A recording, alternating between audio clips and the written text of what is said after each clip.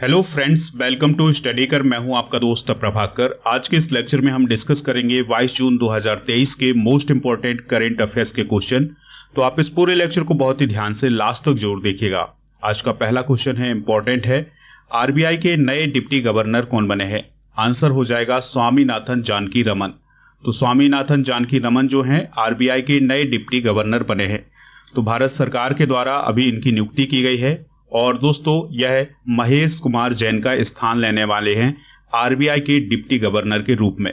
जानकी रमन की बात करें तो वह वर्तमान में भारतीय स्टेट बैंक यानी एसबीआई के प्रबंध निदेशक हैं। अब हम बात कर लेते हैं भारतीय रिजर्व बैंक की यानी आरबीआई की। तो आरबीआई को रिजर्व बैंक ऑफ इंडिया बोला जाता है। इसकी स्थापना 1 अप्रैल 1935 को हुई थी। मुख्यालय कहाँ है इसका? मुंबई, महाराष्ट्र में। और इसके पहले गवर्नर थे सर ओसबर्न स्मिथ।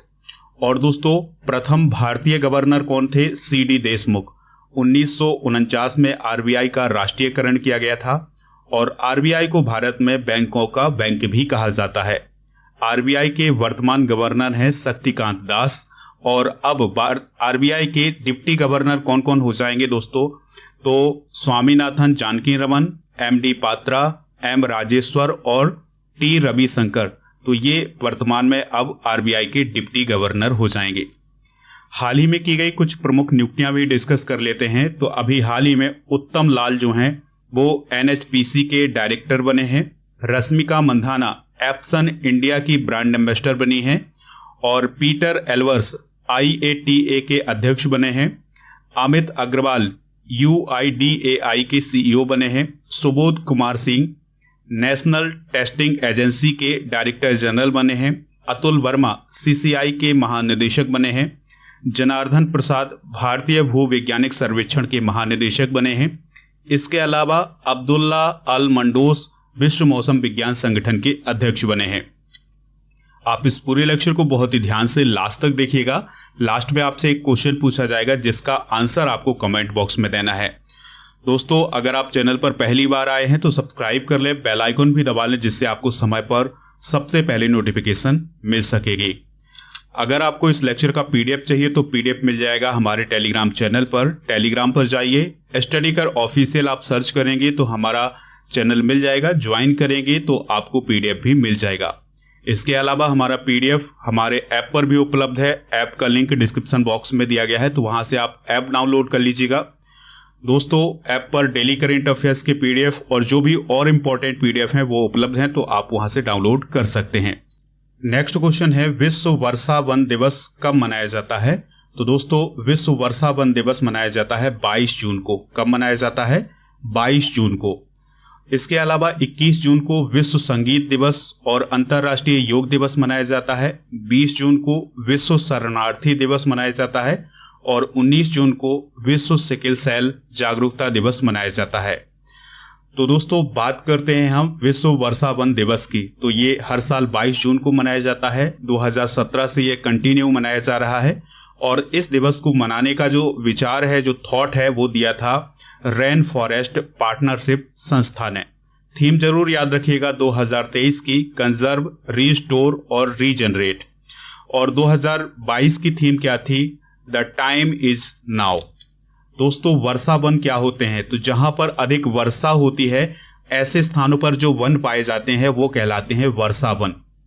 जहां पर दोस्तों 1750 से 2000 mm तक की वर्षा होती है वहां पर ये वर्षा वन पाए जाते हैं। दोस्तों यहां पर आप वर्ल्ड मैप को देखिएगा। वर्ल्ड मैप में जो आपको ग्रीन वाला पार्ट दिखाई देता है ये है वर्षा वन वाला क्षेत्र। ठीक है, यहां पर वर्षा वन पाए जाते हैं। अब यहां पर अगर हम ग्लोब को 2 हिस्सों में बांटें तो 2 हिस्सों में बांटने वाली जो रेखा होती है वो होती है भूमध्य रेखा। ठीक है, तो भूमध्य रेखा पूरे ग्लोब को 2 हिस्सों में बांटती है। ऊपर का जो हिस्सा होता है वो उत्तरी गोलार्ध कहलाता है और नीचे का हिस्सा होता है उसे दक्षिणी गोलार्ध बोलते हैं। और दोस्तों भूमध्य रेखा के 23.5 डिग्री ऊपर की तरफ होती है कर्क रेखा और 23.5 डिग्री नीचे की तरफ होती है मकर रेखा। और ये जो पूरा क्षेत्र होता है ये गर्म क्षेत्र होता है। याद रखना है आपको कि गर्म क्षेत्र जहां पर भी होगा वहां पर बारिश अधिक होगी। तो ये पूरा जो क्षेत्र है ये गर्म क्षेत्र है तो यहाँ पर बहुत अधिक बारिश होगी। मैप में भी आप देख सकते हैं ये जो रीजन है, ये पूरा रीजन जो है अधिक वर्षा वाला क्षेत्र है और यहीं पर ये वर्षा वन आपको दिखाई दे रहे हैं। तो आशा करते हैं कि आप ये बात समझ में गए होंगे। अगर हम इंडिया के मैप में देखें तो कहाँ पर वर्षा वन है, तो ये आप देख पा रहे हैं, ये वाला जो क्षेत्र है ये वर्षा वन वाला क्षेत्र है और ये क्षेत्र, और इसके अलावा ये जो क्षेत्र आपको दिखाई दे रहा है ये वाला क्षेत्र भी वर्षा वन वाला क्षेत्र है भारत में, यानी नॉर्थ ईस्ट में वर्षा वन क्षेत्र है। और दोस्तों जो हमारा पश्चिमी तट है वहां पर भी वर्षा वन क्षेत्र पाया जाता है। अगला प्रश्न है, यूएनएचसीआर की रिपोर्ट के अनुसार शरणार्थियों की वैश्विक संख्या कितनी हो गई है, यानी विश्व में शरणार्थियों की संख्या कितनी हो गई है। तो दोस्तों अभी हाल ही में यूएनएचसीआर के द्वारा एक रिपोर्ट जारी की गई है, इसमें शरणार्थियों की संख्या 35.3 मिलियन बताई गई है। तो दोस्तों शरणार्थियों के लिए संयुक्त राष्ट्र उच्चायुक्त यानी यूएनएचसीआर की रिपोर्ट के अनुसार 2022 के अंत तक शरणार्थियों की जो वैश्विक संख्या थी वो थी 35.3 मिलियन। दोस्तों यानी 2022 के अंत तक जो शरणार्थियों की संख्या थी पूरे विश्व में वो कितनी बताई गई है, 35.3 मिलियन। और विश्व शरणार्थी दिवस भी याद रखिएगा कब मनाया जाता है, 20 जून को मनाया जाता है। तो हर साल 20 जून को विश्व शरणार्थी दिवस मनाया जाता है। 2023 की थीम याद रखना है, घर से दूर आशा। सबसे अधिक प्रभावित देश कौन है, यानी कि किस देश के सबसे अधिक शरणार्थी हैं, तो वो हैं सीरिया के 6.5 मिलियन शरणार्थी। फिर इसके बाद यूक्रेन के हैं 5.7 मिलियन शरणार्थी, और कुछ इतने ही शरणार्थी हैं अफगानिस्तान के, यानी 5.7 मिलियन शरणार्थी। दोस्तों शरणार्थी क्या कौन होते हैं, चलिए इस बात को समझते हैं। देखिए यूक्रेन का युद्ध चल रहा है, आप सभी लोग जानते हैं।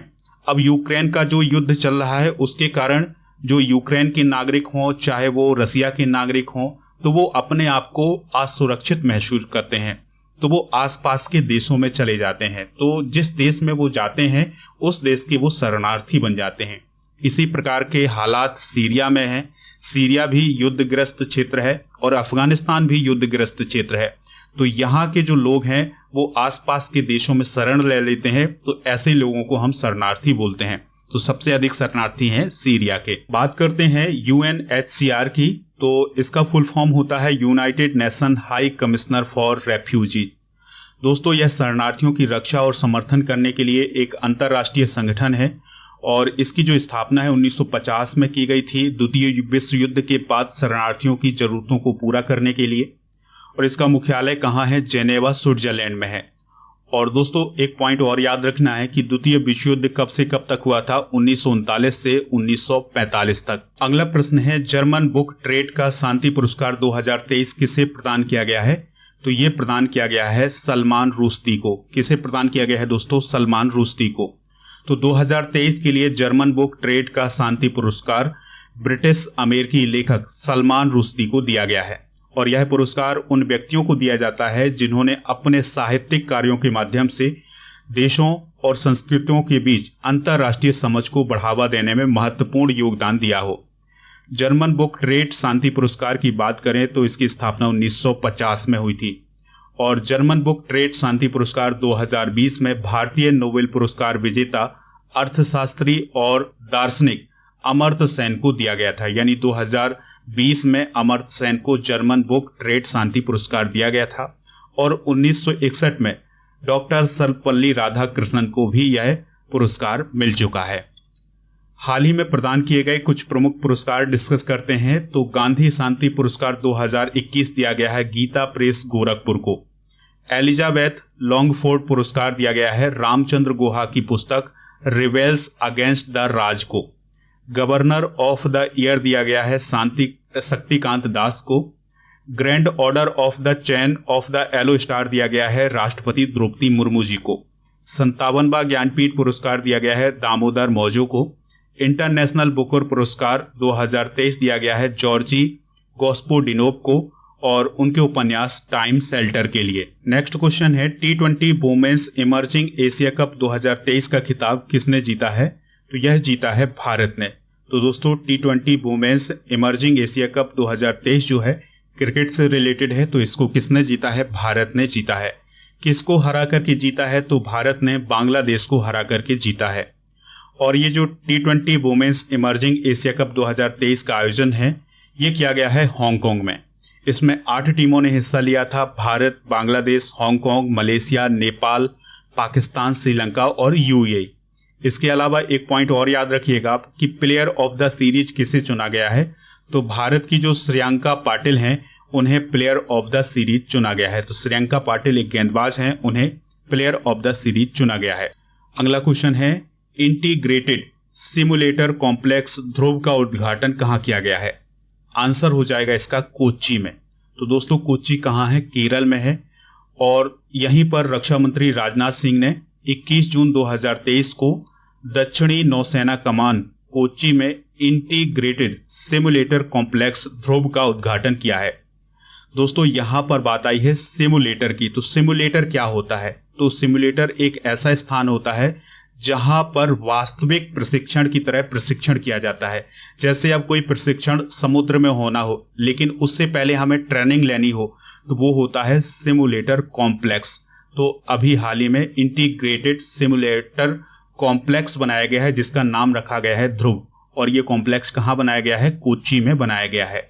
इंटीग्रेटेड सिमुलेटर कॉम्प्लेक्स में विभिन्न प्रकार के प्रशिक्षण किए जा सकेंगे और ये अत्याधुनिक सुविधाओं से लैस है, स्वदेश निर्मित है, और नाम याद जरूर रखिएगा, इसका क्या नाम रखा गया है? ध्रुव रखा गया है। बात कर लेते हैं भारतीय नौसेना की यानी इंडियन नेवी की। तो इसकी स्थापना 26 जनवरी 1950 को हुई थी।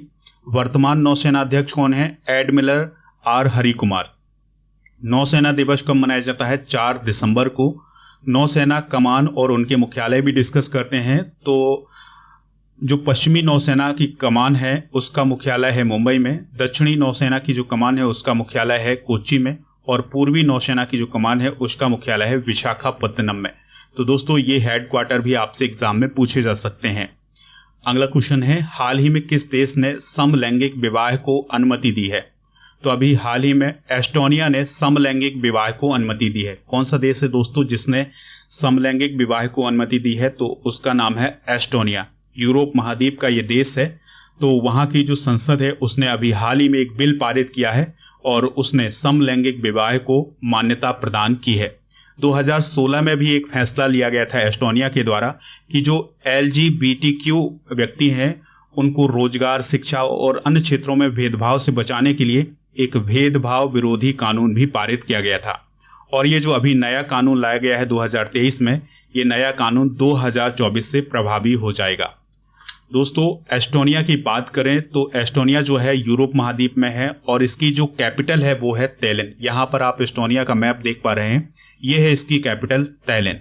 राष्ट्रपति कौन है? अलार कारिस हैं और प्राइम मिनिस्टर हैं काजा कैलास। दोस्तों आपसे कई बार एग्जाम में एक क्वेश्चन पूछा गया होगा कि बाल्टिक देश कौन कहलाते हैं? तो 3 देश जो हैं वो बाल्टिक देश कहलाते हैं, एस्टोनिया, लातविया और लिथुआनिया। तो ये 3 देश जो हैं बाल्टिक देश कहलाते हैं। अब ये बाल्टिक देश क्यों कहलाते हैं? क्योंकि इसकी सीमा जो है वो बाल्टिक सागर से लगती है। तो ये बाल्टिक सागर यहाँ पर फैला हुआ है और इन 3 देशों की जो सीमा है वो बाल्टिक सागर से लगी हुई है, इसलिए इन्हें बाल्टिक कंट्री भी बोला जाता है। नेक्स्ट क्वेश्चन है, उत्तर भारत का पहला स्किन बैंक कहाँ खोला गया है? तो ये खोला गया है सफदरजंग में। कहाँ पर दोस्तों? सफदरजंग में। तो दिल्ली के सफदरजंग हॉस्पिटल में उत्तर भारत का पहला स्किन बैंक का उद्घाटन किया गया है। भारत में 16 स्किन बैंक हैं जिसमें से 7 महाराष्ट्र में हैं, 4 चेन्नई में हैं, 3 कर्नाटक में हैं और एक मध्य प्रदेश और उड़ीसा में है। स्किन बैंक क्या होता है दोस्तों? तो स्किन बैंक में ऐसी सुविधा होती है कि जो मृत व्यक्ति हैं अगर वो त्वचा दान करना चाहते हैं यानी उनकी त्वचा दान अगर की जाती है तो इन बैंक में सुरक्षित रख दी जाती है। दोस्तों एक पॉइंट याद रखिएगा कि ये जो स्किन है किसके काम आती होगी?